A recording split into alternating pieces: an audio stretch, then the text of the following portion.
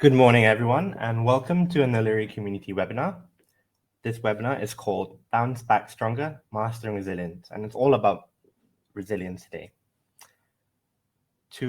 Hello, Joel. To everyone, to all our members that are in Malaysia, hope you all had a lovely public holiday yesterday and a good rest. So to get this session started, I just want to get an understanding of where our members are coming from and how they understand what resilience means. So I'm going to be sharing a quick poll. There's going to be more of you joining in, but as we wait for more people to join, please tell me what you, our audience, think resilience is. Sharing the poll right now. If you navigate to the poll tab on your right, please do answer what you think resilience is. So is it the ability to bounce back from adversity, the ability to adapt to change, the ability to cope with stress, or a wild one, is it a Latin American heavy metal rock band from the 90s? This could be a trick question. It might not be. Let's see what our audience think it is. Right. So a lot of you are filling the first answer, which seems to make the most sense. I'll give you a little bit of a hint. Resilience isn't exactly a single thing. It's more of a skill and how we use that skill to counter a situation, which could either be adversity, could be change, could be stress, or in fact, it could just be a Latin American heavy metal rock band. We'll just wait one more minute before I share with you what the actual answer is. For those that just joined in, my name is Mikey. I'm your moderator and host for today's session. Before we're starting the session, I'm just running a quick poll to understand where our audience is coming from and what do they think resilience is. So we'll just give it one more minute before we start the webinar. Hello, everyone. Good morning.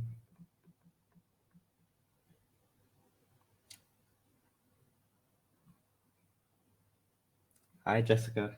Morning. Okay, just a few more seconds before we close up the poll. If you haven't answered, please do go into the poll tab and share what you think resilience is.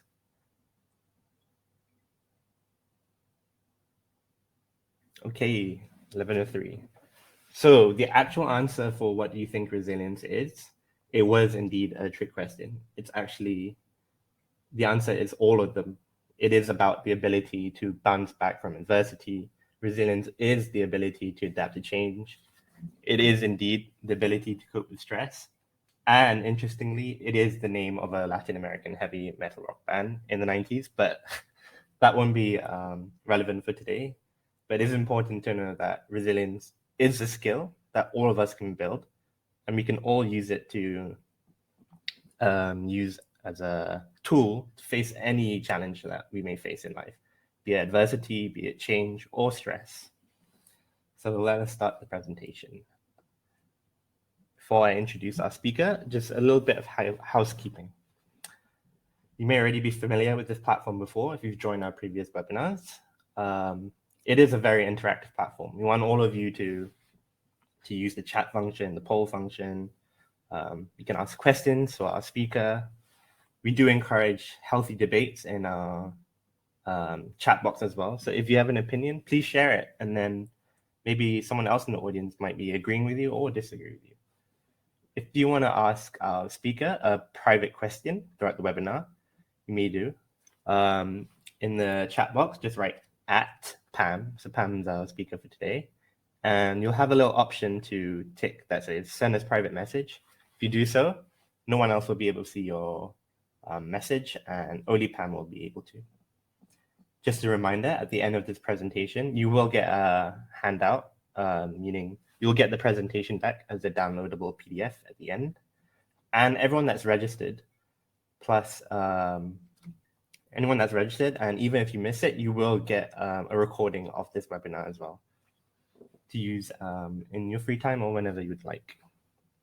So let me introduce our speaker for today, Pam Andrew, a Naluri mental health coach. Pam, would you like to come on? Hi everyone. Hi, Good Pam. morning. Over to you, Pam. All right, thank you so much, Mikey, and thank you so much everyone for joining us today and taking time out of your busy schedule. I am Pam. I'm a clinical psychologist. I'm also a lecturer in IIUM, and I am really happy to be able to share with you. I've been with Naluri for a couple of years since 2017, and I hope we can keep this very interactive. So because I really want to be able to engage with you, so feel free to ask any question that you have. If you have any comments or you feel like, I can relate to that point, please also put it in the chat box. And remember, just like what Mikey said, if there's anything that you want to share, maybe privately only to me, so you got to put the alias Pam and then make it private. All right. So I would like be so happy to be able to address your questions and also your private messages to me. Okay, so I love being able to share with you about resilience. I think that's a topic that's very close to my heart. Just to share with you, I also work with adolescents and youths with HIV/AIDS, and also with substance abuse issues. So resilience is something very important, not just for people with, you can say, adverse health issues or even adverse clinical issues. It's also very important for the whole mainstream of us who might be going through a lot of work stress, a lot of work issues. So this is for all of you. So I'm going to be able to jump in right over here. Okay, so we're going to come to this part here where I'm going to share with you about how we can bounce back stronger, all right? And one of the main ingredients that we're going to target is our CPU, or you can call it our motherboard of our body, which is our mind. Okay, so how to manage our mind in a way that it becomes this powerful machine that you kind of are able to conquer your mind. You know what they say, like someone who can conquer their mind is actually someone who's stronger than anybody else. So you can see that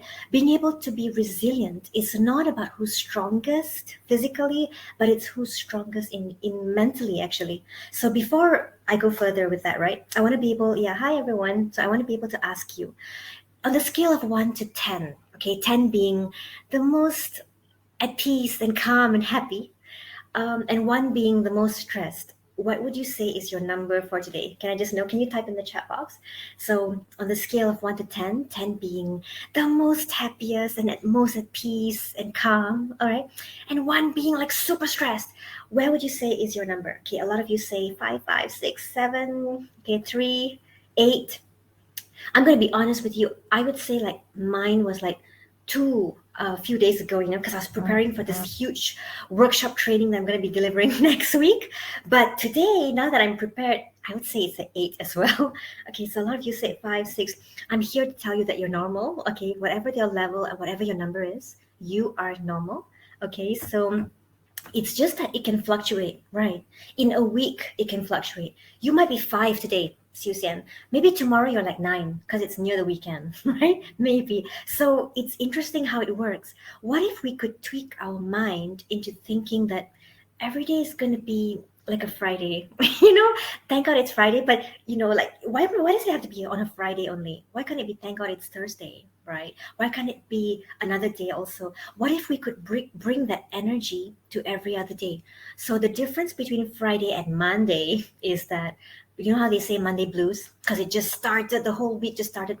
What if you could think of it as, if I could actually find a way to keep a tab on things to make sure that my Monday is just as good as at least like Thursday or Friday, right? Okay, so Elia says 3 with migraine and super headache. Gosh, I'm so sorry for that, Elia. It must be painful. It could also be interesting about migraine and headache, right? It can also be psychosomatic sometimes. So the psychological stress that we're going through, when we're so resilient and strong, but we keep soldiering through, but when we don't deal with that stress, sometimes it can show up psychosomatic. I had a headache a few days ago as well. 2 days ago, when I told you my number was number 2 or 1, my headache was like super painful. I was even fasting on that day, so I think that also kind of like contributed to that.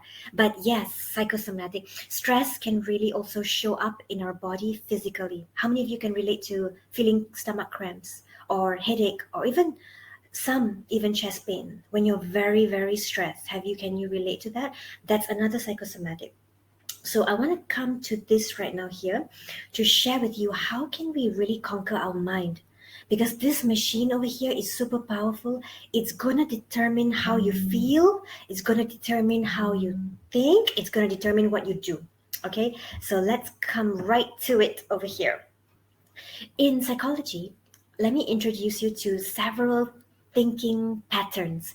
We all have a thought pattern that we go through, and there are so many thought patterns. Some are helpful, some are not so helpful. So, what I have here, showing over here, right, are some of the very common, not very helpful thought patterns. So, can you guys see this? I'm going to introduce to you what exactly these thought patterns mean, yeah? So, the first common one, the very, very common, we call it also cognitive distortion in psychology. So it talks about the Mr. or Miss Emergency.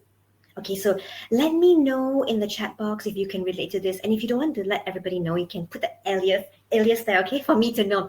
So this is the kind of thought pattern where the person tends to catastrophize things. When things, even a small thing doesn't go your way, you tend to panic. Usually we call this person very type A. Have you heard of that before? It's like a personality type. So type A people, they're very it's the good thing about them is that they're very efficient and conscientious, but the con is they can freak out when something does not go their way. You forget a comma or a full stop in your report and they're going to be like, what is this? And like super, super upset about that. And then if it's you, then maybe you feel like everything is like a panic moment. If anybody tells you bad news, you're like, oh my gosh, and your whole day's gone. Okay, that's like actually one of the thinking trap. We call it a catastrophizing thinking trap, or I like to call it the Mr. or Miss Emergency. Okay, anybody here can relate to that? Let me know, okay, in the chat box so that we can. It's okay, by the way, to have any of this. It just means that we're human, and that's why we're here to see how we can kind of like manage that. Okay, the second one is called Mr. or Miss Self Sabotage. So this person usually has very, very low self confidence, okay? And they tend to personalize things. They tend to think that everything is their fault. Even when you are entitled for a promotion, you feel like, no, it's too good to be true. I don't deserve it. I don't deserve to have a weekend. I don't deserve to take annual leave. I don't deserve to go for a holiday. I don't deserve to just shut down and just sleep and rest when even though I'm on leave. So you tend to self-sabotage yourself all the time. You kind of have a mental filter, a special sieve. You only remember the bad things about yourself. All the good things just falls through and you just cannot remember that. So the reason this is dangerous for us is because we tend to beat ourselves down a lot of times, and that can really hamper your resilience level. It's because you're not going to go easy on yourself. If you make a mistake, you're going to be like, oh, how could I do that? You're going to beat yourself up. So anyone can relate to this? All right, thank you so much for those of you who are sharing with me in the private message. I know that I can see that you're saying that you're very stressed, you feel like crying, and you cried, but it comes out with migraine. Yeah, thank you so much for sharing that. And I'm here to tell you that it's normal for you to actually cry. I I mean, no matter how resilient we think we are, it's okay to cry. Crying is a sign of strength. Actually, I just cried maybe a few days ago, maybe even last week. Sometimes it's a kind of expression about what you're going through, and it's okay. It means that you're brave enough to be vulnerable, and that's a good thing. Yes, it can come with migraine, you're right. And because when you cry, you have a lot of emotions coming through. But there's a thing that you gotta know. There's this word called catharsis. And catharsis means that it's very cathartic when you cry, you let it all out, and you feel this relief, ironically, after doing that. And it's interesting when that happens. So I applaud you for doing that. But now we're going to come to like, how do we manage it after we cry, right? So that's what we're coming to in the next slide. So before I go further, let's go to the third one. This is one of my favorite because I'm guilty of this, Mr. or Miss Black and White, all or nothing. Okay. So Mark says he can relate to the other one. How about black and white thinking, the all or nothing thinking style? That means, right, there's no gray area. Either I'm like super perfect and I do my best in everything, or I failed and I hate this and I don't like it. Sometimes we want to have it all. We want to do it all. I have like let's say so many things on my to-do list. And then there are some things that I want to be able to do. Can you relate to this where you feel like I want to just sit down and, very mindfully attend to this report, very mindfully attend to blah, blah, blah. And I'm supposed to do it, but there's so many other ad hoc things that are coming my way that, it's only 24 hours and you're only human and like you're trying to handle all of it. And then you're thinking like, oh my gosh, I cannot manage to do perfectly on this. And exactly, trying to be perfect. I think I did have that issue. Once in a while, I do have that coming back to me now, okay? But let me tell you how to manage that. So what I do is I remind myself, Pam, lower your expectations, manage your standards. That's what I say to myself. And I always say to myself, Pam, just give it your do an ugly draft right now. So it's kind of like a mind trick lah. It's very much like a psychological reverse psychology, you can say. You kind of like trick your mind into thinking, don't give it perfect, just do. Don't think about aiming perfect. So when you can do this right, you become more forgiving towards yourself. You're able to perform better. Actually, you're able to meet deadlines, and you're not so hard on yourself, letting go of what you can't control. Thank you, Christine. That's very beautifully said. Exactly. There are things that are within our control. There are things beyond our control. So if you're the kind of person who tends to have an internal locus of control, that means you always tend to internalize. If something doesn't go right, it's because of you. You tend to have that kind of a thought. So whenever you're doing something, you tend to always focus on like things that even things that you can't control, and that's dangerous. So trying to manage our expectation, trying to manage that perfectionism in us, it's going to be helpful in the black and white. Because if you don't manage it, you're going to also treat other people in that black and white kind of a polar. You're going to be able to, if someone does not meet your expectations, if you're a boss or if you're holding a position, you're also going to come on very hard on them. So watch in your office or even at home, anyone that you can think of that's black and white, usually they're very hard on things and like no gray area, only this or that. So they could have this cognitive actually pattern actually. So how do we manage this? We can only manage our own mind. We can't manage other people's mind now, right? So anyone here can relate to the black and white? Can I see a thumbs up or something? Because if you are having this, it's okay, by the way. Thank you, April. Thank you, Selva and Anusari, and also Razari. Yes, thank you, Nisa. Exactly, right? Thank you, Tracy, Emlyn. Okay, a lot of us, gosh, awesome, awesome. I feel so validated now. Okay, thank you so much for the private message. I feel I can relate to all three. Very situational. Exactly. Yeah, I agree with you. That's a very good point. Sometimes it's very situational, right? It may not be all the time, but it's situations. Yeah, totally true. Okay, the fourth one during the MCO, I can really relate to the the fourth one. Okay, this is the superhero one, where your boss gives you work and then you feel like I must do it. So I was leading a team, a psychosocial support team in my university, and I felt so guilty to delegate things. I felt like I'm the leader, so I must do this, I must do that, I should do this and do that. So I would end up taking on a lot of the roles without realizing it's a thinking trap, actually, without realizing I was invalidating my team members because some of them felt like it was so unfair that I didn't delegate to them. When really I was so feeling so guilty to give them extra work during a very trying time that we were going through, right? So this superhero tends to always be like, oh, the savior syndrome, I must do it, I must help.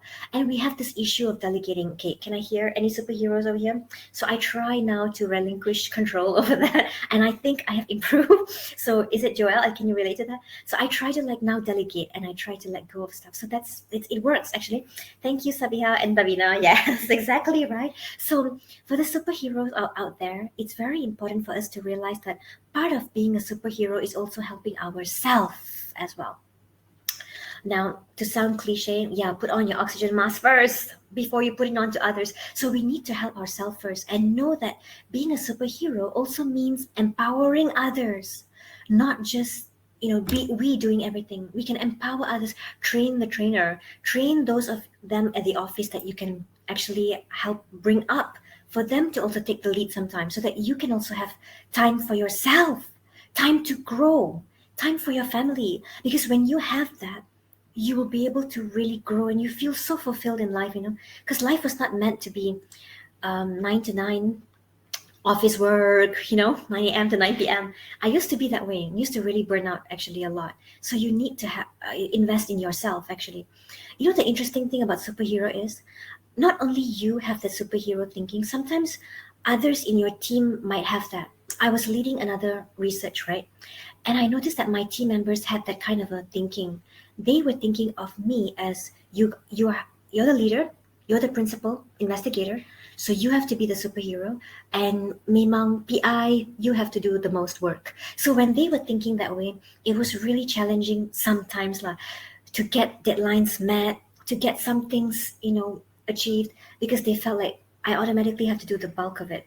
So sometimes that can be a challenge. I think it's very important in your team or in your office, in your division, that heart to heart meetings need to be held. And then maybe just to kind of like you can say like a reminder to share, this load needs to be taken by who, and this load I need help, can someone take the lead on this? I think delegation is very important, and we need to meet often for that.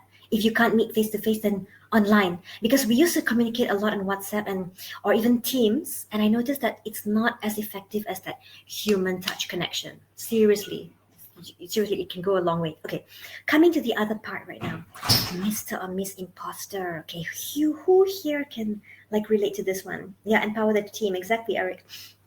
Who here can relate to this? Empower, Mr. and Miss Imposter. So this person keeps feeling like they're so bad at work. No matter how good you are, you don't recognize your talents, and you keep having this special filter. Also, this person can go hand in hand with the self sabotage, and you kind of feel like, I have an imposter syndrome, and I feel like I'm not good enough. Oh my gosh, what if my boss finds out that I don't really know how to do all this? Yeah, exactly. I can relate to that too. I have news for you. No one really knows everything at your office. Come on, even if they look like they got it together, nobody really knows everything, right? You just have to empower yourself and keep improving. The day that you feel like, I've arrived, I am so good at my job, that is exactly the day that you stop improving. Seriously, that's not a good place to be. The day that you feel like, there's so much I don't know, I have to improve, that's the day that you gotta clap for yourself, because that's a good day. You're humble, and that's where your journey of improving begins. Imposter syndrome, right, Suryati? I think I really have that sometimes, though. And I feel like it's a good thing, because it means that you're gonna improve. Because when you have that, that's the drive that's gonna push us towards improving, right? So what we need to do is we need to transform those thinking traps and those cognitive distortions into becoming like this. Instead of the Mr. or Miss emergency, we gotta become Mr. or Miss calm. So I'm strong, I got this. Instead of like the Mr. or Miss self sabotage, we gotta be. I like using this technique called the yes but technique. So it goes like this: yes, sometimes I have a lot of flaws. I maybe don't deserve this promotion, but I've been working so hard, and I think I have a lot of achievements. I've done a lot. I could try to apply. So that this yes but technique is really helpful. I don't know, it works for me. You gotta try it out. Okay, and then you got this Mr. or Miss black and white, right? Instead of that, what if we have Mr. or Miss rational? Like, instead of going towards the extremes, we're like, okay, I know I failed very badly in that interview or in that report or in that meeting, in that presentation, but it does not define me as an individual. It does not mean I'm a failure. I can still, improve. It's not too late. Okay, and then you have the superhero. It's okay to become Mr. or Miss Compassion, Self compassion. It's not selfish, it's self compassion. It's okay to give myself permission to rest. It's okay to love yourself, because if you don't love yourself, how are we going to actually, who's going to do it for us, actually? You know, we need to look out for ourselves. Really, you are important, because I'm sure that you hold a very big position in your family, in your work, in your friendship. You are important, so you got to take care of yourself very, very much. Never feel guilty to treat yourself. And then you have the Mr. or Miss self-worth. So this person is where, when you don't recognize your accomplishments, the imposter syndrome takes over. So remember that you can also say the yes but technique. Yes, I may not be perfect, but I'm a capable person, and God has blessed me. I have a calling. I'm doing this job because it's my passion. I have gifts. So this helps me a lot when I don't acknowledge my self-worth. I want to tell you something interesting also about managing your mind for you to bump up your resilience to another level, because I'm sure you guys are resilient to a very considerable great amount. That's why you're here. But we want to bump it up and push it a bit higher. So how are we going to do that? There's this thing. Okay, you heard of Wi-Fi bandwidth, right? Because I'm sure during the pandemic, like we were all working from home, and I don't know about you, if you faced that, but my sister and me, when we're working from home, we'll be like arguing, like, can you get off the Wi-Fi for a while? It's affecting my Teams. It's affecting my uploading, my downloading, this and that. We'll literally have like this A4 paper that we'll stick on our door. Meeting in progress. Please don't use the Wi-Fi because we were like, the bandwidth wasn't strong enough. Then we had to upgrade, and then it's awesome now. But you see, there's a limit to it. Just like that, you also have a limit in your mental capacity, in your psychological strength and resilience. And we call it psychic bandwidth. You gotta read up on this. You gotta watch this. I would really recommend watching this guy called David Allen who talks about psychic bandwidth. So, psychic bandwidth is when your mind is so at rest and it has enough capacity, enough bandwidth. It's not overworked, it's not overloaded, and it has enough energy and capacity. And that is when you can think creatively. Um, Last year, actually, right? We went to PD, a group of us. We were doing a workshop, and we went to Port Dixon, and we stayed in, well, of course, the Lexus, okay. And we had our private pool, and it was awesome. And we were like, okay, we had the training in another place, but it's in PD also. Then we thought, on the last day, let's just treat ourselves and go to the Lexus and just like have a private pool and everything. So we did. We were like, no, we're not going to talk about work. We're just going to like enjoy. And we were in the swimming pool, and we were swimming. And guess what we did? Like all of a sudden we had all these creative ideas when we finally like relaxed, right? We had all these creative ideas pour in, and it was about work. It was about work, but it was fun. It was like, hey, let's do this next year. Let's plan this. Let's actually divide the division like this. Let's have a revamping of roles. So it was all in a fun way, but in the pool. Just when we thought like we're not gonna talk about work, because the moment you start to enjoy yourselves and the moment you start to unwind, that's when you, yes, exactly, Chawi, that's when you rejuvenate. And interestingly, that's when your mind starts to think creatively, and you tackle things like so nicely. Your work becomes a passion, and it doesn't become work anymore, and you feel like, hey, let's do that and let's do this. And that's what happens when you give your body and your mind rejuvenation. Okay, I like that. This private message, is it okay if we keep repeating it sometimes after we try hard, but people don't see the effort? Okay, let me try to understand here. So, do you mean that you kind of like keep repeating your work, and after you try hard, but people don't see the effort, as in you have to keep working at the same task over and over, and people are not acknowledging? I think it's okay if it's okay for you, if it's not affecting your mental health. But if it's really, really affecting you and people are not seeing the effort, I think the most important thing is for you to see your effort. Do you acknowledge your effort?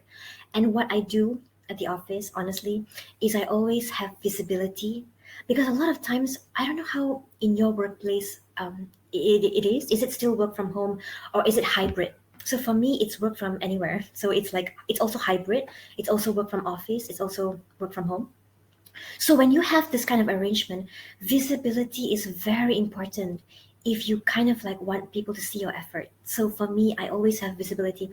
When I do a training, when I do a program, I'll make sure that I get my boss to see that. I make sure that I share with my boss, because sometimes they don't really know what you're doing also, right? So it's good to kind of share. It's not that you're like blowing your own horn. It's more like you're sharing with your boss that you're being a loyal employee and how passionate you are about your job. So I think that would help with the effort part. Okay, cari ilham. Yes, cari ilham. So true. Healing sampai pagi. We need that. We need that healing. Seriously, I agree totally. So you guys, if you don't have that, this is what you're gonna have. You're gonna have psychic entropy. You know what's entropy? All the molecules are all over the place. So if you know Aerosmith, remember Aerosmith, the singer? Don't wanna miss a thing. Okay, so he says every day, tak tahu if he's still doing that or not right now, tapi last time he said that every day he will have at least 1 hour where he calls it the dare to suck hour. Okay, don't be thinking dirty. What this means is that dare to suck, as in like to sound bad. Okay, to sound bad. He'll go to his basement and he'll have this like dare to suck and to sound bad hour. So he will jam whatever kind of tune, whatever kind of music thing that he wants to do. He would jam with it. He would experiment with notes and tunes. So he's okay if it sucks because he called it the dare to suck hour. So that's why I always tell my students, right? Give me your ugly draft. It's like your dare to suck draft. Give it to me because I don't want to see a perfect draft. Because the moment they want to actually have a perfect draft, they wouldn't send it to me or they'll take lots of time. And when you actually, it's like a trick for your brain. When you call it dare to suck and when you call it ugly, you're not gonna produce something ugly because you're a capable person. But it's gonna be something at least like a draft, work in progress, without all that perfectionism clouding in. And that's going to be helpful.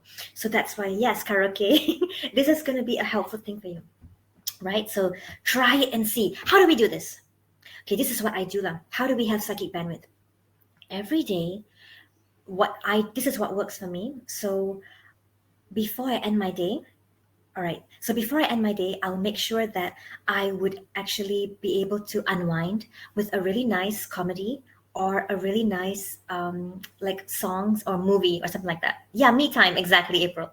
Exactly. That's something that you can be very helpful. Okay, coming to the next one. So that just now, just a little reminder for you was about your mind. We're coming to the next one, which is about time management. So a lot of times, time management can also be a huge blocker to our resilience level.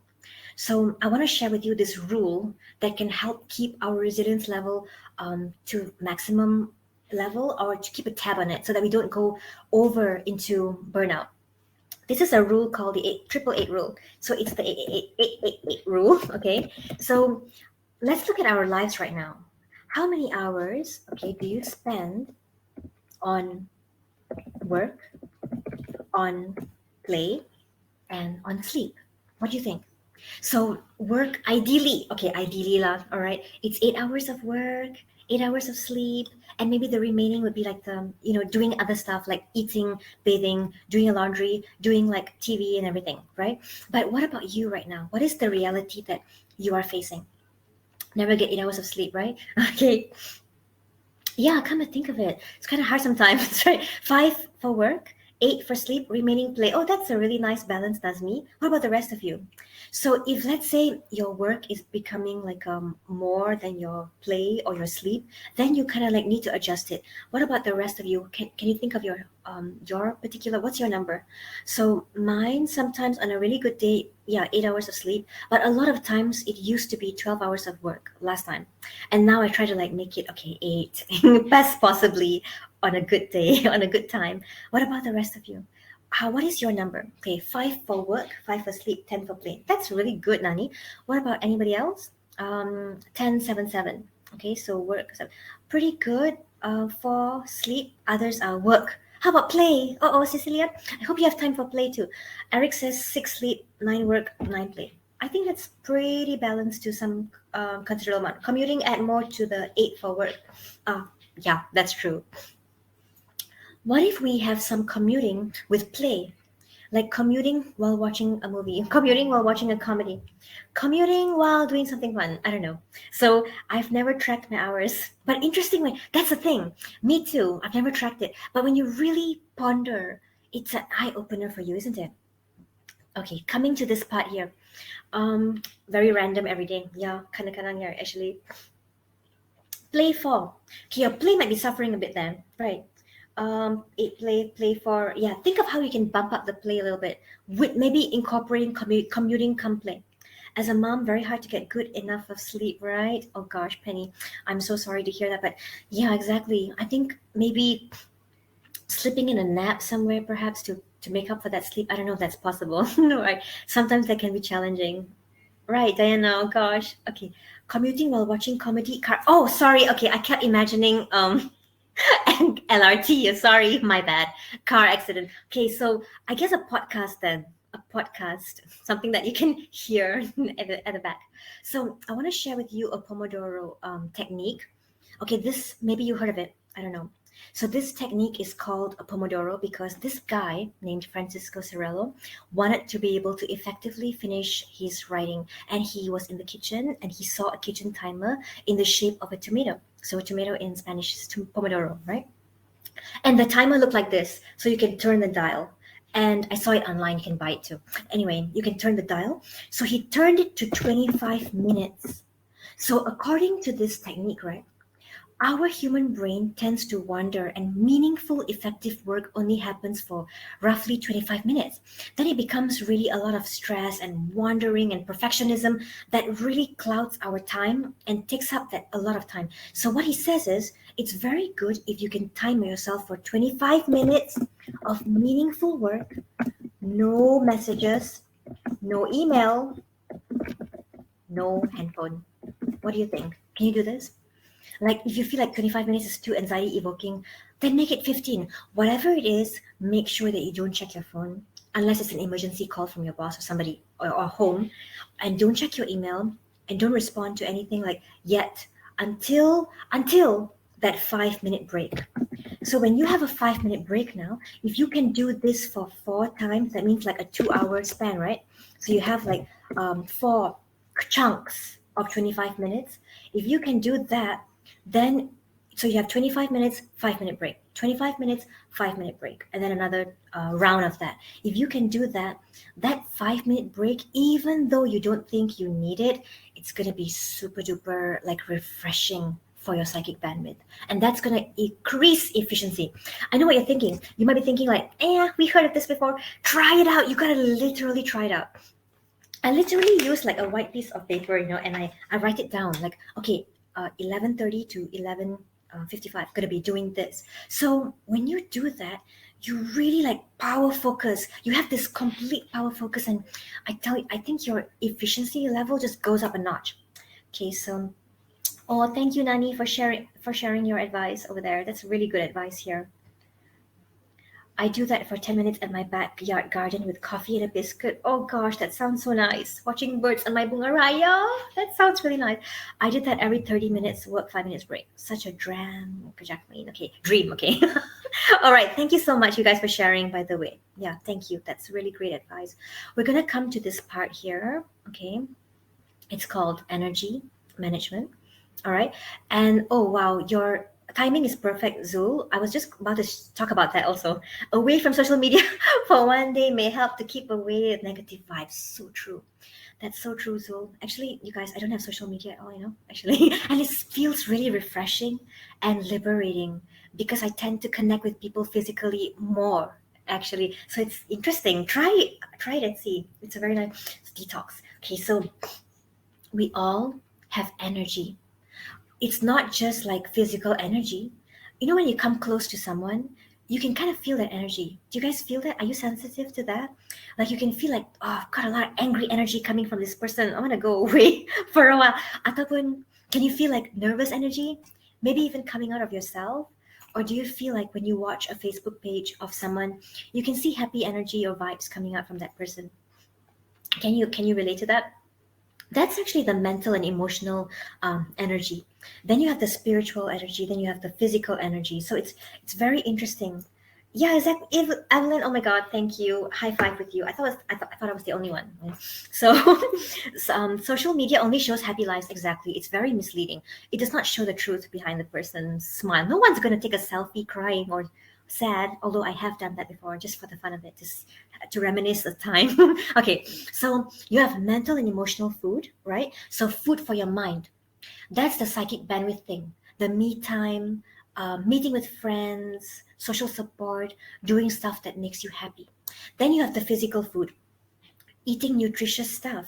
You are what you eat. Like literally, you guys, did you know that your food can actually, eating the right kind of food can produce happy hormones that will be produced, and so a lot of your gut, can be linked to your emotions also. It does play a role. It's one of the happy hormones. So for example, on the top of my head, bananas, lentils, oats, walnuts, almonds, dark chocolate, these are some of the foods that boost serotonin levels, can be helpful to incorporate. So it's very important for you to incorporate these good nutritious foods, not so much of the junk food stuff, because not just because it's unhealthy, but it can really make you sluggish and it can really dampen your mood actually. Me time, exactly. Then you have the spiritual food. So connect with a higher source. Pray. Some of you do praise and worship, zikir, anything. Reading a good, reading a self-help book, reading a holy book. So this kind of stuff can really, really help you keep in touch with your soul in you, right? So you have massage time. Yes, definitely. Meditation and all these things really help. Okay, so this is a very important thing as well. Saying no. Saying no is really hard sometimes. I don't know if you guys have this problem. Who here has this issue? Raise your hand or say a thumbs up. Saying no to people, it's so hard sometimes when it's like you really, really want to please people. You really want to, it's not because you want to please the person, it's because you respect that person and you want to be nice to them. But a lot of times, the person that suffers is you, isn't it? You tend to say no to yourself a lot, right? It's time to say yes to yourself. I had to say no, to somebody very big, and I had to decline a very big offer a few weeks back, and it was super hard because that person has a very high position, and I was offered something super wonderful, but I knew that it was going to change my workload, and I couldn't, and I had to say no. So what I did was the sandwich goes a long way. So this is very important for your sanity, everybody. Okay, saying no, right? You can't just say yes to all the time. So you might feel guilty at first, but it's important for your mental health and your sanity. Boundaries. So how do we do the sandwich technique? Okay, thank you guys for raising your hand. Okay, I feel so happy that I'm not alone as well here. Okay, Amira, Hazel, Sui, everyone. So how do we do the sandwich? I think you heard of this before, right? So you have the bread, you have the meat, then you have the bread. So the bread ultimately would be the positive. So that's the thing that we're going to be giving the person first. For example, oh, thank you so much for this offer. It means a lot to me.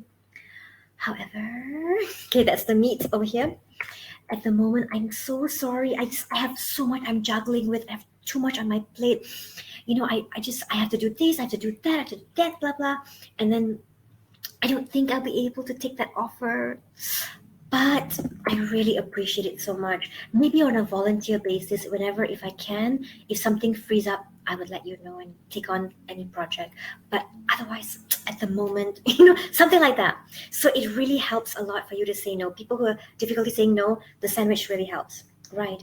Okay. Unable to bounce back after I moved to a new working place. Thank you, Raphael, for sharing that with us. I think a lot of my clients also have this issue. It may not be a new working place for some. Some of them might be a change in division and department. Okay. So how do we help if it's difficult for you to bounce back? For this, I think we need to reassess like what exactly is holding you back from bouncing back? What exactly is bogging you down? What are the obstacles and blockers that you feel right now? Is it the time? Is it like the workload? Is it the nature of the job? Because in your new working place, is it particular kind of challenges that you're being tasked and you don't like it? So we gotta identify the root cause that's affecting you right now. Then we got to see what's within your control that you can actually tackle. So if it's like the nature of the job, maybe you might need to talk to your boss about it and see if they can kind of like adjust things a bit for you, because otherwise you're going to suffer there, right? Like that. It's a culture of the job. Yeah, sometimes the culture can also be very, very stressful. I wonder if there's someone in your place, in your division, or in your circle that can help out with that. So when the culture is not helpful, I did work in a place before where the culture was like a lot of like in group, out group, like some people boycotting another person and stuff like that, which actually is going to come to our next technique. I'm going to share that with you. So let me share with you how I work with that. Thank you so much, Cecilia, for sharing that. So I think we're coming to that. Oh, yeah. Okay, not yet. we're going to come to that in just a little bit. I'm going to stay with me, yeah? So digital detox, like some of you mentioned just now, I really appreciate the digital detox idea that somebody mentioned in the chat box. Yes, it really helps. I challenge you to go for a walk around your neighborhood or anywhere and without your phone. Can you do that for just for a little bit, right? And also check out your tabs. Sometimes I'm guilty of this. Does your computer look like this? When you have a lot of tabs open, it really hampers productivity also. And it really, really like sucks your energy, and psychic entropy happens, and it's like really affects your resilience level. Okay, so I can relate to that, right? How many of you don't shut down your laptop? Okay, come on, everybody. I know that somebody, like, there's some people over here, right? I'm so guilty with that also. I don't shut down my laptop. So I sleep, right? Just sleep, sleep, sleep. Because somehow, like Avatar, we have this like invisible plate that is like connected to our laptop. We feel like I can't shut it down because over here it's not shut down. So we're so afraid if we shut down your laptop, it's gonna like erase some things from your mind, and it's not gonna do that. I challenge you guys today. Today's Thursday. Shut down your laptop. If you cannot, at least tomorrow, put it to shut down. Don't put it to sleep mode. It slows down your laptop, and plus, it's like when you sleep, you're not really sleeping. Your laptop is sleeping, but not really, right? Can you see that we start to mimic our laptop? You put it to sleep, but it's actually hibernating. Just like you go to sleep, but you're not really sleeping, just resting, right? So it's on my mobile. Oh gosh, you shut down your laptop. Why bother? Okay, that's good. I make a point to shut down after I lost precious stuff. Oh yeah, Raphael, that's so true. It's very painful when that happens. PC crash. Okay, yes, exactly. Okay, so this is so nice, right? Just like one tab, which is like very rare, lah, right? But it's nice. Okay, so coming to the thing that you guys shared just now. Oh yeah, notifications, definitely. I don't have that for some of my teams. Okay, somebody said toxic working environment, right? And you said like a work culture. Okay, everywhere also got one. To tell you the truth, toxicity is everywhere, even in family.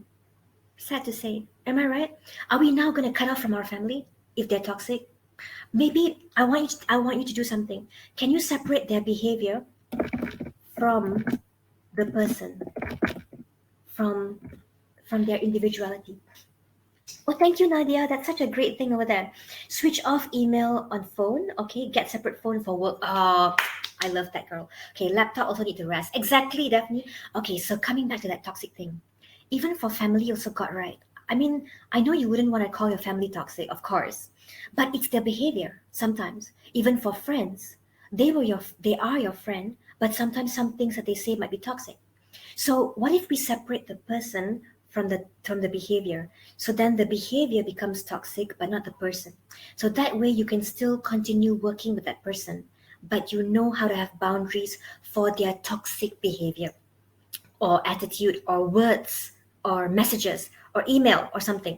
So if you because you're not going to cut off with your family just because they might have a toxic behavior, you're still going to be family with them. But how do we manage that toxic part, which they may not be aware of? Behind a toxic person is usually someone who's suffering and hurt. Just to let you know, usually behind someone who's toxic, right? Usually they're really going through a lot in their life. Actually, that's why they try to like find a victim, and then they kind of like lash out at that person usually. So toxic positivity is also something. Yes, also. So yeah, it's very hard when they drag you down with them. I agree with that. Ghosting toxic people does not help the situation. Oh gosh, thank you, Sakina. That's very true. That's what I try to tell people. But you can put them in cold storage for a while. You have some boundaries, like, okay, this person is really affecting my sanity. I need to have some boundaries. Exactly, Cecilia, so true. Because if you cut off from them, usually it affects you also. You feel that some part of you dies and feels sad. So if you can actually have some kind of like boundaries, it helps. So how to do that? Be assertive with them. I'm not okay with this. I'm not okay with these kind of words. I'm not okay with you asking me to work in the weekend or when I'm on annual leave. I'm really, really not okay, because I'm really suffering. Actually, I took annual leave to rest. I took it to take care of my, somebody. I took it to actually travel. So, setting boundaries, but being assertive. Being assertive means you communicate your point without communicating your emotions, being emotional. Cold storage for a little while, Maslina. Yes. Is it okay? it is okay to cut off toxic family members if it's causing too much mental. Yeah. If it's really causing emotional abuse, I agree. Yes, Nadia. If it's causing emotional abuse and really going overboard, then it's okay. Because it's really affecting you, right? That's definitely important for your sanity as well. Sometimes you feel lethargic after get together with certain friend. Is this friend a toxic person? I would say that friend is more of an energy sucker. Energy sucker is a bit different from toxic. Energy suckers, like, they really like, every day they'll message you about their problem. Every time they expect you to, they have this sense of entitlement. They want you to just give, and they forget that you are a human too, with needs. Just because you don't share with them what you're going through doesn't mean that you don't have issues that you're facing as well. So energy sucker, you really have to like, I feel so bad saying that. Okay, the word is yeah, which is toxic in itself as well. Could be, yes, exactly. So I think for them, I think we need to like establish boundaries. We need to really, you can say, give them an expectation of you. You can, you really need to set your expectations with them. And how do we do that? You can tell them, I did tell them before, I'm so sorry if I don't answer your call. It means that I'm really busy. It is not anything personal against you. So I think you can establish boundaries in that. um, I understand that because I faced emotional abuse before, and right now I'm thinking, oh my God, I'm so sorry for that, Bradley. And that's really definitely important. When it comes to emotional abuse, you need to kind of cut them free. Like, I call it pruning, pruning in your life. There's some people that you need to prune for your own mental health. Yeah, definitely. Instead of sucking soul, they suck energy. Dementor, definitely. Usually they will get defensive and blame you instead. That's gaslighting. Ah. So they will try to like make it seem like you are the problem. How come you got no time? How come you are like this? So for me, oh yeah, you're very right actually. For me, I really put in cold storage, because it was really affecting me. Yeah, sometimes it's actually being kind to yourself. Definitely. Use Petronas charm. All right. Kurang kasih sayang person. Yeah. Yes, Andy. Yes. Behind an energy sucker, behind a toxic person is usually someone who is like kurang kasih sayang, or they are really upset with their life. They are very hurt with their life, but it still does not give them the license to treat you badly. But it helps us to empathize or to understand where it's coming from, so that we don't take it personally. So it helps us in a way as well. Yeah, okay. So what I'm gonna do right now is just a bit of summary here for you. Okay, the tools, and I also want to ask you if you would like to. This is a bit of a reminder. If you join our previous webinar, remember the Naluri acronym. So you are what you eat. Remember to have activity. I got a family member who cannot sleep. Like literally, she couldn't. I stayed in a house with her before. We were sleeping in the same room, and she would be like waking up in the middle of the night, and she wouldn't be able to sleep. And one of the things that I shared with her, because she's going through a lot in her life, and one thing that you can do to help you while tackling your emotions and your mind is tackling your physical activity. So she has a treadmill in her house, and she did it for like 15 minutes every day, and it's automatically helped a lot with the sleep. It may not make your problems go away immediately, but it definitely helps you get rest and shut down so that you become stronger and resilient to face the adversities that you're facing, right? Um, Worst off, they get us involved in their argument. Yes, definitely. You need to detach from their problem. That is when you need to remember, do not rob them. If you like to watch, I don't know if you heard of Jordan Peterson, I'm sure you have. He talks about that actually. Do not rob your friends or your family of their problem. Don't rob it and absorb it. Do not be a sponge and absorb their problem.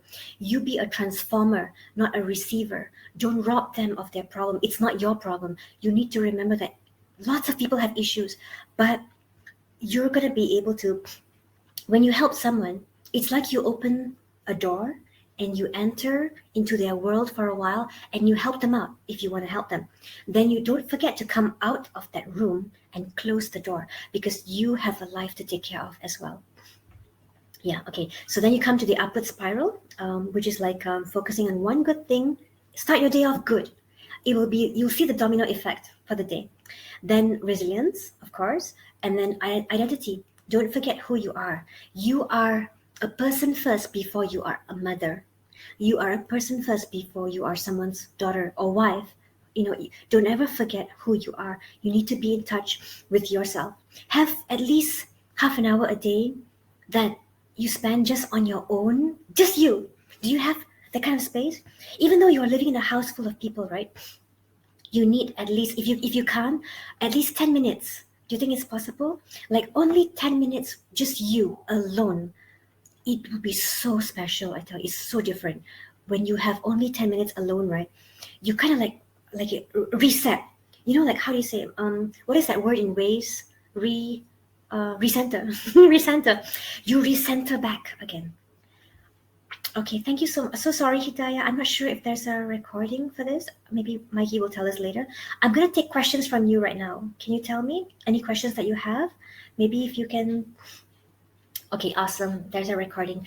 Maybe anyone would like to share any questions or comments about this? You can. Can you share with us any questions or maybe any words of wisdom that you have learned also in your life? For a question, for Q&A. So maybe I'm going to take some questions right now. So if you would like to share with me any questions that you have, remember, you can type a lot. You can just type in the chat box, or you can type alias Pam. Then I would I will not mention your name. Yep. Thank you, Eric. So Pam, I'll be asking you the question. All right, sure. But for all our audience, please do write any questions you would like to ask Pam for the Q&A session, just in the chat box, and we'll get to it. I understand it's already close to 12. Pam, do you mind if we extend the session just a bit longer so we can we can cover any questions that are being asked now?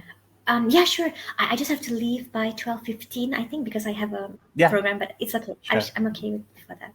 Yeah, no worries. So just before we get to the Q&A, I am going to share the presentation deck for those that would like to leave early.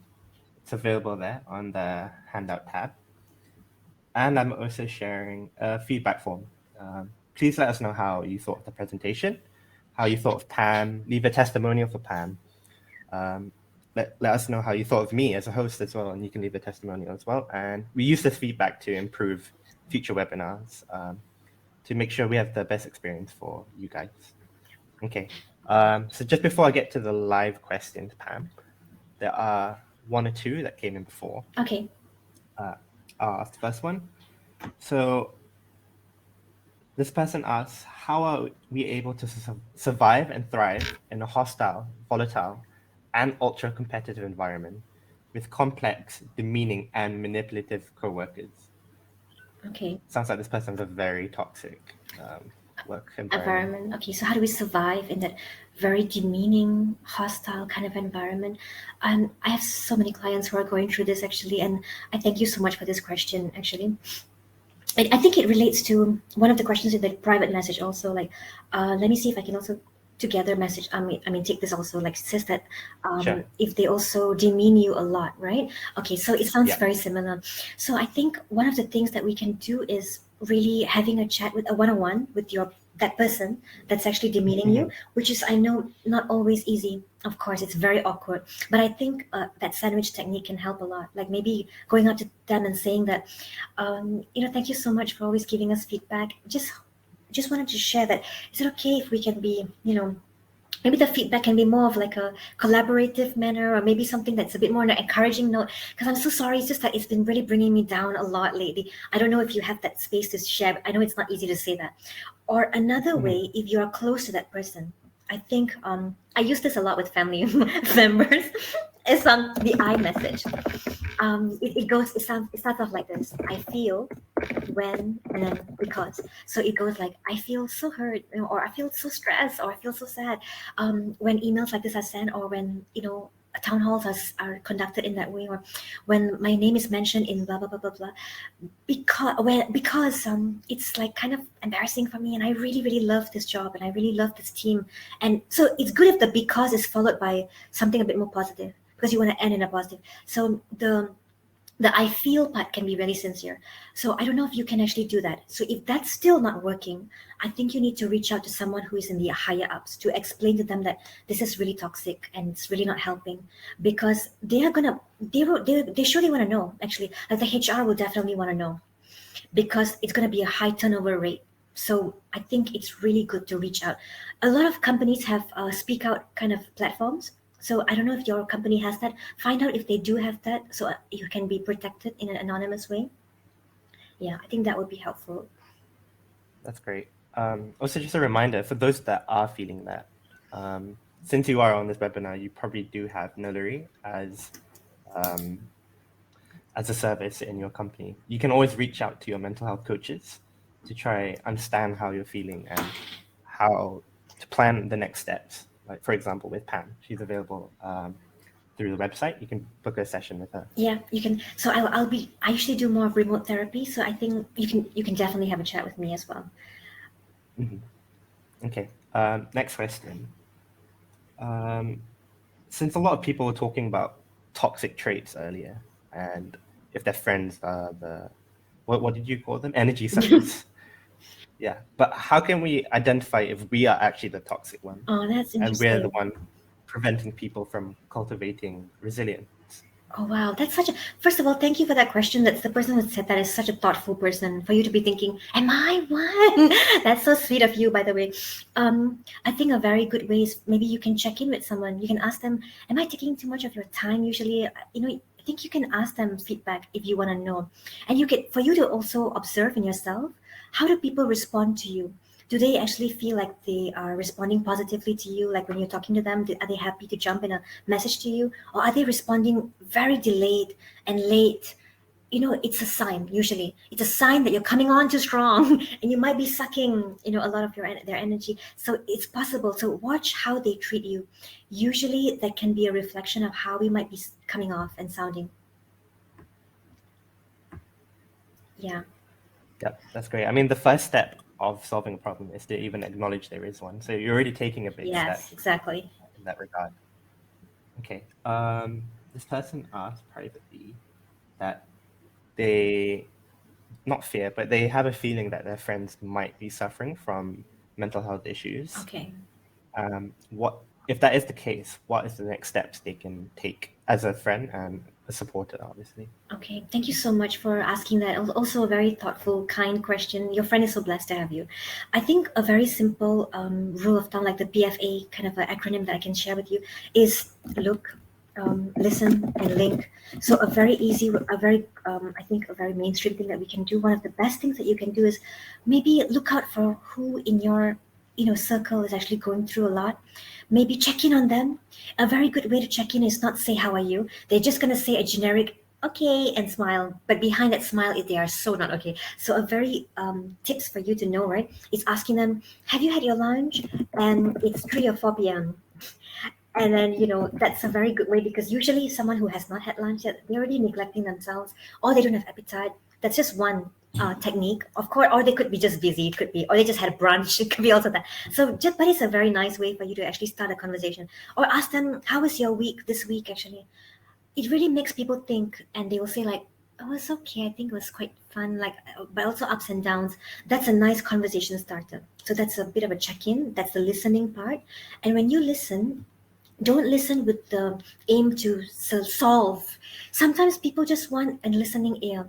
So just listen to them, empathize with them, reflect is when you say, oh gosh, I can see that it must have been so tiring for you.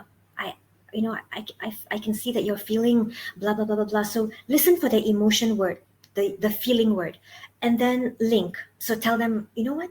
Now, Luri actually has this service. Why don't you get on a session with them, or talk to your a mental health coach in your app, actually. So something along those lines as well. Yeah, I really like to emphasize the point. We are not there to solve our friends' problems. We're there to support them through whatever problem they have. So, like, it's important that you don't feel full responsibility for how they feel, because if they might start getting worse, that's not your fault. You didn't cause that to for their mental health to deteriorate.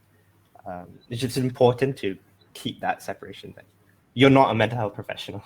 Yeah. You're not Pam. Yeah, but yeah, and even if you thought like maybe you're in HR or something and you feel like, oh, it's my responsibility, but it's okay, to link it to others if it's too big or something. Yeah. Of course. Okay. Just really quickly, someone asked privately if they can book a session with you through the employer program. Yes, sure. Um, I think Pam is available on our website. So if you are able to find her on our website and use your employer's code, then yes, Pam should be available. Yeah. And just in case if you couldn't find me, you can just let us know. Email us. This is my email as well, just in case if you wanted to. Yeah. Okay. Um, Another question. This person said they've been trying to say no. A lot of people do know this person as the yes man. But when he says no, he always ends up beating himself down for being afraid of rejection. And how would they perceive them? I mean, I feel like this person said they fear they might be perceived as a useless person. So what should they do? Okay, thank you for that question. Gosh, sounds so similar to what I've been feeling also before. It's so difficult to say no, and people know me as a yes man. So when I say no now, they get shocked also. They're like, what? And then they get a bit offended as well because they feel like, she, but you always say yes to this. Then, but I would say what you can do, everyone, is that to say to yourself that it's okay. This is a new you, 2023 version of you, and you're starting to establish boundaries. You're actually going towards personal growth, and it's okay. They most probably, yeah, some people might perceive us as a useless person, some may not. So we may not always be that way. So what I do is I make sure I bump up the stuff that I like doing, that I'm good at, or that I feel like I can contribute more. I bump it up, and I make myself visible. I increase visibility in that with my boss, so they know that, okay, she's always contributing in this. So they know already that it's not like you're saying no all the time. You're saying yes, but to different things. So I think having visibility and showing that would help with your concern of looking like a useless person. Yeah, agreed. And there's no such thing as a useless person. It's a state of Yeah, mind. Like exactly. one useless person to one person could be very productive and active to another, depending on how they view um, uselessness. I guess. Yeah. Okay. Another question here. This person says they're currently having cognitive dissonance. This is I Dissonant. can't Oh, pronounce the word. dissonance. Dissonance. Yeah. Yes, because they always try to be too adaptable to the point where they almost feel like they're losing themselves. This has caused them to lag in work instead of being efficient. I assume this can be related to imposter syndrome. Yeah. So, do you have any immediate advice on this? Yeah, I think perhaps what's happening here is like there's a lot of ad hoc things that are coming your way. I think people see you as efficient, and I've got news for you. I have firsthand like experience of a boss in a previous company telling me, "Oh, I want to offer you this position," and I'm like, "Oh, it's too much for me. I'm so sorry. I cannot go. It's a deputy, blah blah blah, you know." And I'm like, "I don't think I can take on that role." And they say to me, "Well, yeah, I know you're busy. That's why we're giving you this. Because if you want work done, give the busy person. You'll somehow get it done." So unfortunately, that's actually not a very good, style of working because you're penalizing those who are efficient and you're rewarding those who are not doing much. So I think that's what might be happening to you actually. They see you as efficient, so they keep giving you more. But for you, you feel like, oh gosh, I am adaptable, but I feel like you feel empty after a while. You feel like I'm not really doing my stuff. I'm doing everything else but my own to-do list, and you feel not efficient. And I agree with you. So what I do is, because that happens to me a lot sometimes as well. So what I do is I don't do the ad hoc stuff yet, but I write it down somewhere. Like I go, for me, old school style helps a lot. I like paper and pen. I write it down, and I suddenly remember stuff. I write it down, so I won't immediately be reactive. So be responsive but not reactive. So don't do those stuff yet. That's gonna have to come in the queue, so that people know that even though I'm going to ask her to do something, she's going to do it, but in her own time when she can. So that helps us to keep our sanity, to adapt without losing ourselves. Otherwise, we put ourselves in the back seat. Then all our to-do list is just like, oh, later, and then it's sad. It's not supposed to be that way. Another good way to tackle this is start your day early. Don't start your day at 9. Start your day way earlier, like at 7 or 8. It feels so good. Put your stuff first before anyone else clouds your inbox. Exactly, and it harks back to what you shared earlier on the summary slide about identity. This is why it's important to have some time in the day just to self-reflect again and be in touch with your own intrinsic motivation, because it doesn't matter what other people say about you. Like, you know, the best, obviously. If you feel you're lacking in this, then take a step back, reevaluate, like, is it actually worth stressing about? Yeah, exactly. So, I saw something really interesting here, Mikey. So I think this one's really important for me to address because I think Sakina says, I learned to say no, but it backfires, so I have to bend my no. Yes, very true. Thank you, Sakina, for that. In that case, right, I agree. Sometimes there are some things you can't just like say a hard no. So in that case, I will negotiate with the person. I will say that, okay, I can say yes to this, but you gotta take this off my plate.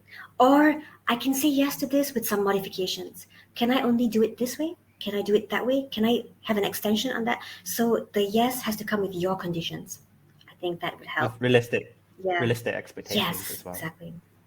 Of course, yeah. Of course, if a superior has like a deadline for you, then you're gonna have to meet it, but you have to tell them what they're gonna expect. Yeah, so negotiate. You gotta negotiate this deal because they can't have it all their way. I mean, you gotta have Exactly. some yes to yourself as well in that yes.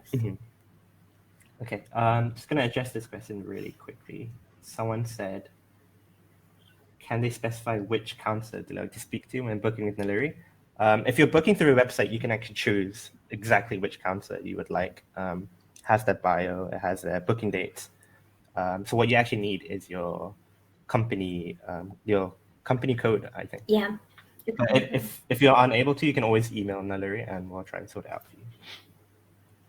Okay, back to the questions. We'll just do two more. Apologies if we can't reach your questions, but Pam does have to leave at 12:15.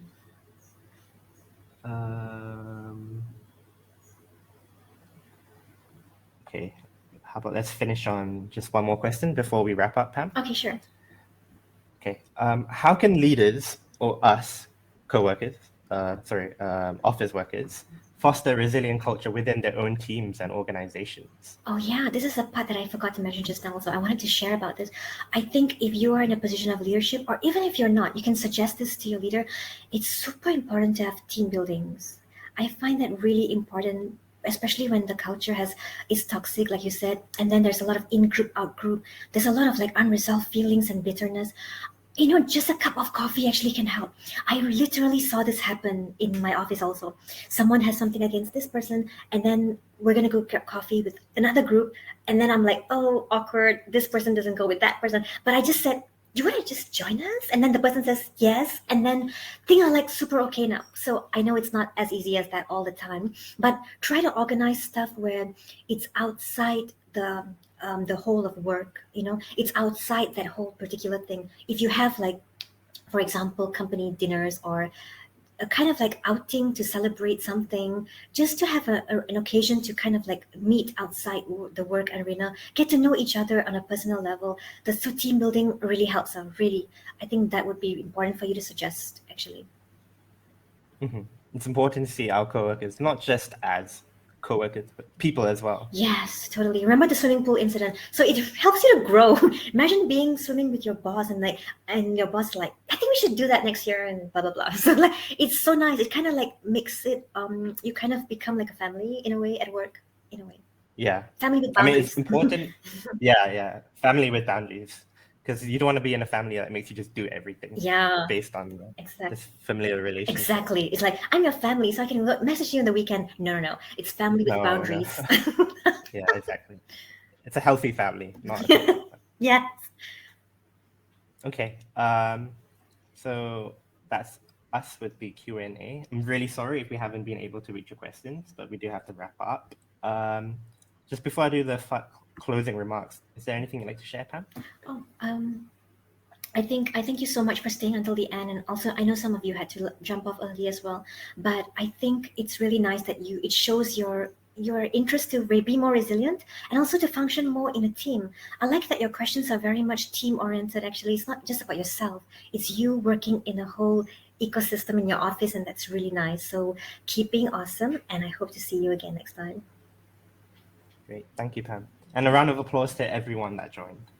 Your presence here today has made this event very, very, I would say, unforgettable experience. And we're deeply grateful for everyone's enthusiastic participation. So just before we end the session, we'd love to hear your thoughts on the awesome presentation by Pam. You can click the feedback form on the bottom left of your screen. Leave a testimonial for Pam. Let us know what you thought of her. Leave a testimony for me. How am I as a host? Your input will help us continue delivering Naluri content tailored according to your feedback. For more valuable insights, you can visit the Naluri community website. You can stay tuned for upcoming webinars on that page. And once again, thank you from the bottom of our hearts for joining us today. Until we meet again in the next webinar, keep shining and never stop embracing the thrill of learning and cultivating that resilience. Thank you, everyone. Thank you, everyone. Take care. Bye.